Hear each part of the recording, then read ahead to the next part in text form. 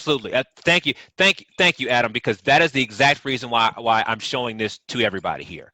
Is if you don't do this correctly, respectfully, let's use a different word. If you don't do this respectfully, I end up having an attitude. I leave my computer upset and bothered with all this other, they don't. I go, this whole soapbox I'm on, and it ruins my ability to do the next part of my job well. I still run a business separate from this email, so I got to do this right by her and by me, so that neither one of us ends up huffy and puffy when we leave. That matters. It's an invisible cost, but it does matter. So I will tell you exactly what I'm thinking about, Adam, because I prepared thoughts in advance. So like you always say, you have to remember that they don't know how to buy your services either. Okay. So she doesn't know what she doesn't know. Like, she has no clue.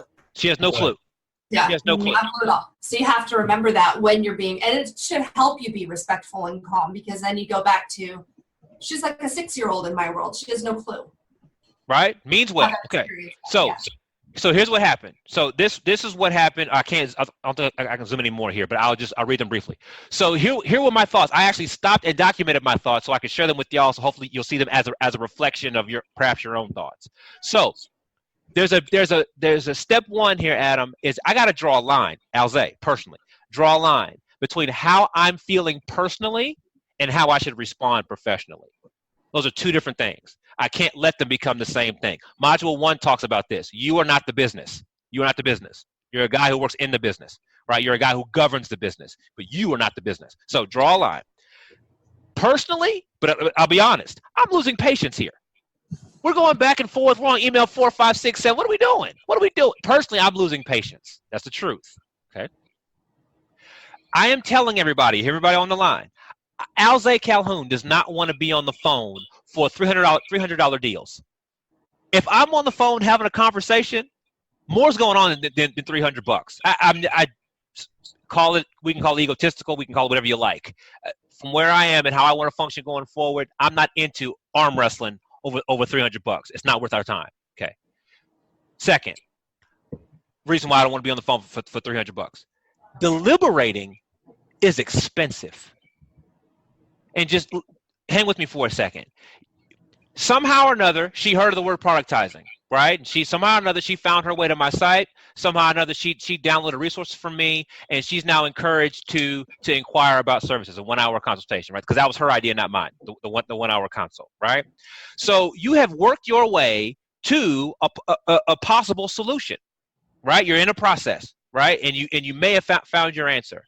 If you spend the next 7 days considering this situation, you're wasting your own time.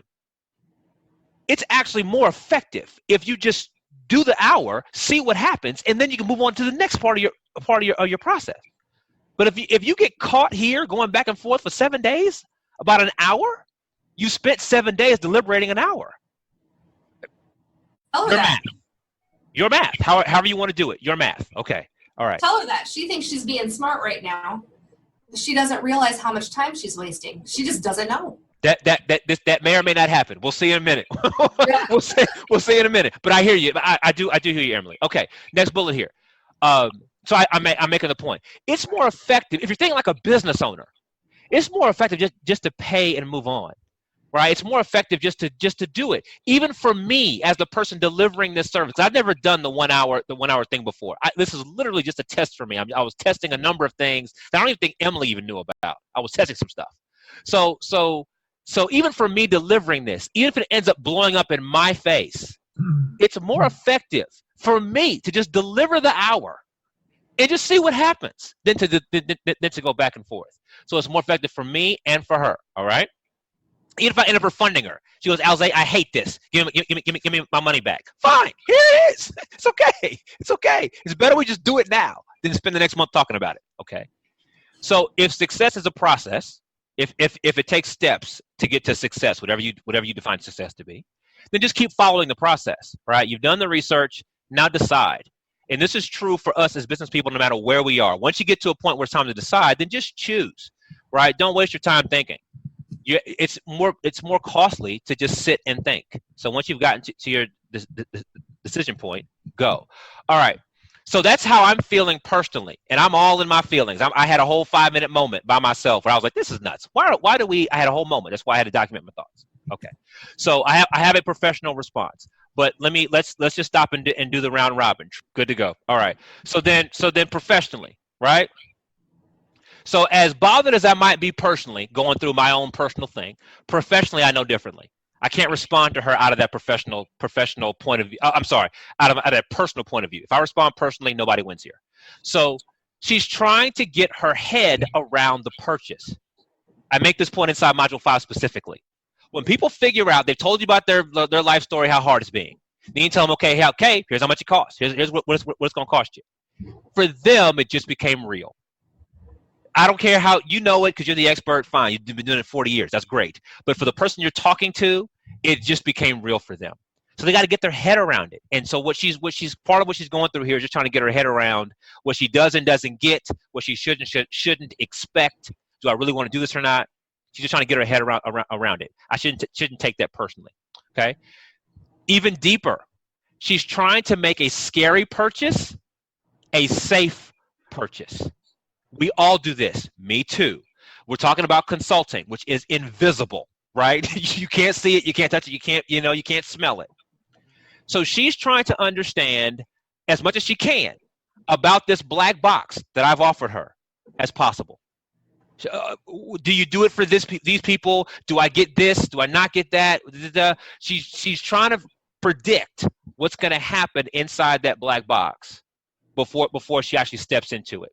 Right, she's trying to make it safe. Right now, it feels this was Emily's point. It feels unsafe at this moment. She's trying to make it safe. Okay, I even use the word abyss in my thoughts here because that's part of what Emily was describing. I don't want to enter into a one-time purchase that ends up becoming a nine-time purchase. Right, I don't want to step into this dark hole. So she's looking for clarity. Okay, so in the world of sales, we call these questions that she's asking, we call them concerns or maybe objections, sales objections, right? And so because she's asking these questions now, that's because I didn't address them early enough in her thought process, right? She's asking them now because she still has them, right? These are ideas that she still has in her mind, questions that are still in her mind. So these are indicators to me professionally that she didn't get enough information up front. She needed more information up front, which would have helped her feel better or helped her be more efficient. Would have helped her move through this interaction more quickly. And content is how you do it. So this is why I create all these YouTube videos and stuff. Content is how you help people understand what they're getting into before they get into it. There's no, that's how it works. Boom, right? So the professional side of me knows that she's just going through a process, right? She's trying to make it a safe purchase because no one likes risk. We all dislike risk. And so in order for me to do this even better next time, I've got to put more content or perhaps even better content in front of her so she can make a more informed decision. She is going to, okay. So here's my kind of bottom line when it's all said and done. She is going to get some version of, it's time to make a decision. If you want help, I'm happy to help you. But if you don't want help, then that's okay. If this is risky, if this feels too risky right now, I can appreciate that. Do not move forward. She's going to get some version of that for me. I haven't quite figured out how to write it out. But I am through. I'm talking bluntly to my clients right now and to my team member. I am through dialoguing. I am through conversing. It's time to make a decision. Adults make decisions, and it's just not for $300. It's not it's time to decide. So my job is to help her decide, which is also in Module 5. Help the person make a decision. Now, the decision might be, no, I'm leaving. That's a decision. I'm okay with that. So whatever she decides is fine. So she's going to get some version of, let's go ahead and make a choice here one way or another. And what Emily said, which is basically give her a little bit more context, Elze, help her see, a bit more of what the end result looks like, right? Help her do that before you just kind of, yes or no. My only response to that specific thought is she didn't look at the content I sent her. When she asked early on at the very beginning, and I said, I'm an expert. I could do this for real. I have examples here and here. And even on the landing page that I sent to her, There's a video there that walks you through what we're going to do together. Yeah, man, it's right there. I mean, that's what this is. That's what this is, right? It's actually laid out right here. Discuss, identify, design, determine, develop, identify. That's what that is. So her responses back to me didn't tell me that she got this far. I didn't get the impression that she had seen this or seen this. And so then my concern stays with Adam's initial concern was, are you really trying to work through this, or are you hoping you can just punt it and I'll just catch it, that you'll just give it to me and I'll just magically do it for you, whatever that means?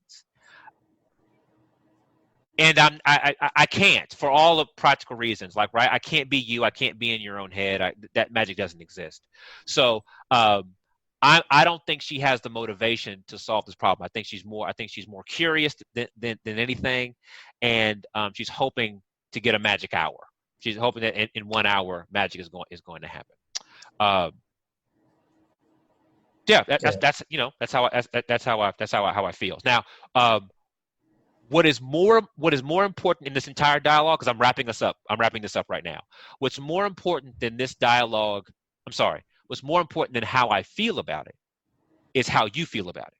So right now, Adam, as a client in the program, as you interact with people in a very similar way, how do you respond? And to be aware of what you're being asked, and to be more aware of how your response shifts and changes the conversation. And perhaps for the next time, to be more aware of what you should have done even better to improve the conversation. So it's not about Alze's approach is the right one and yours is the wrong one. It's more about seeing this as a case study and then deciding what's most appropriate in your scenario. So